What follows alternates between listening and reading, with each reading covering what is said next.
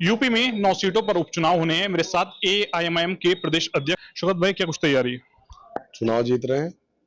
तैयारी को लेकर के ही आज उसका जायजा लेने के लिए मैंने यहाँ मीटिंग बुलाई थी और आज से और तेज हम चुनाव में जो है तेजी और ला रहे हैं प्रचार में।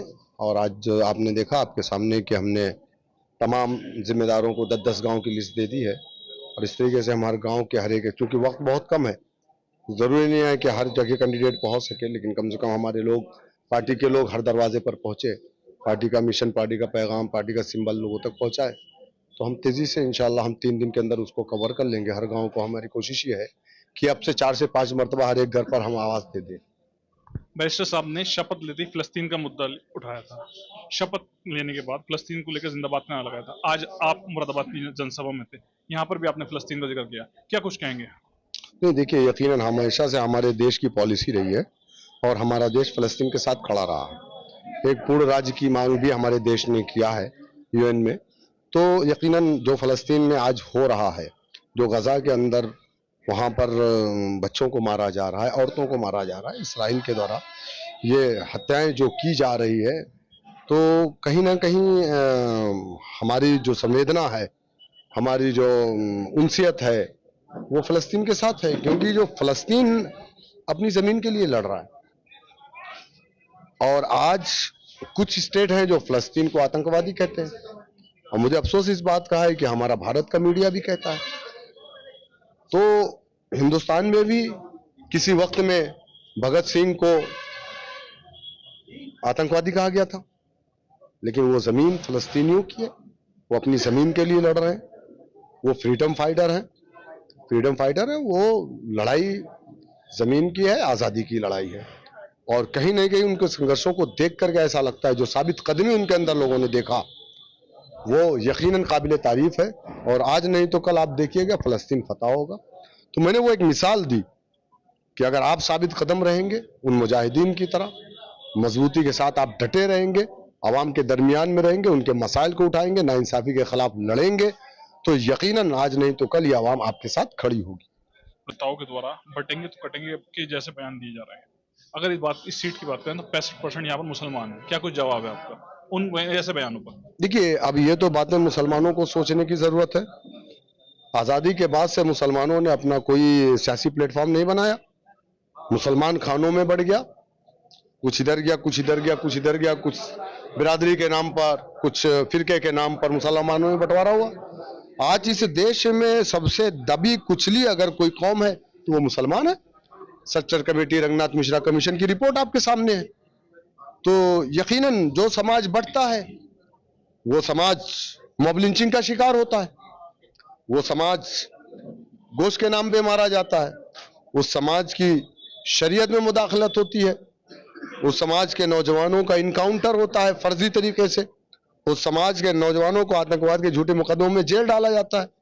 कुंदरगी में 60% से ज्यादा मुसलमान है। अगर मुसलमान ये यूनाइट होकर के एमआईएम को वोट करे तो यकीनन वो अपना नुमाइंदा उत्तर प्रदेश की विधानसभा में भेज सकता है। जिन नुमाइंदों ने आपने 3 बार आजमाया, डींगरपुर से कुंदरकी का रोड आज तक नहीं बन सका। मोमिन एक सुराख से एक बार डसा जाता है, अगर वो बार बार डसा जाए तो उसके मोमिन होने में शक है। तो इन लोगों ने हमेशा धोखा दिया मुसलमानों को, लेकिन इस बार मुसलमान धोखे में आने वाला नहीं है। सपा राष्ट्रीय अध्यक्ष की बात करें, आजम खान जेल में है, तो क्या कुछ पूरा स्टैंड है आपकी पार्टी का और आपका क्या कुछ कहेंगे आजम खान? देखिए, आजम खान साहब के यहाँ 2021 में हमने एक डेलीगेशन भेजा था, मुलाकात के लिए लोग गए थे, तो आजम खान साहब जेल में थे उस वक्त, मेरे ख्याल से 21, हाँ, तो वो तंजीम फातिमा जी से मुलाकात हुई थी, वो पैगाम पहुंचा देंगे।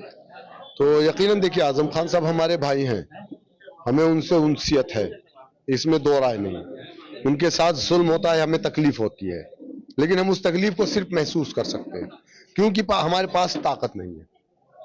आजम खान साहब ने पूरी जिंदगी समाजवादी पार्टी को दिया, लेकिन आजम खान के लिए समाजवादी पार्टी को जो स्टैंड लेना चाहिए था, एक यादव मंगेश यादव का मर्डर हुआ सुल्तानपुर के अंदर, पुलिस ने इनकाउंटर किया, अखिलेश यादव सड़कों पर आ गए, पूरा यादव समाज सड़कों पर आ गया और कहा यह फर्जी।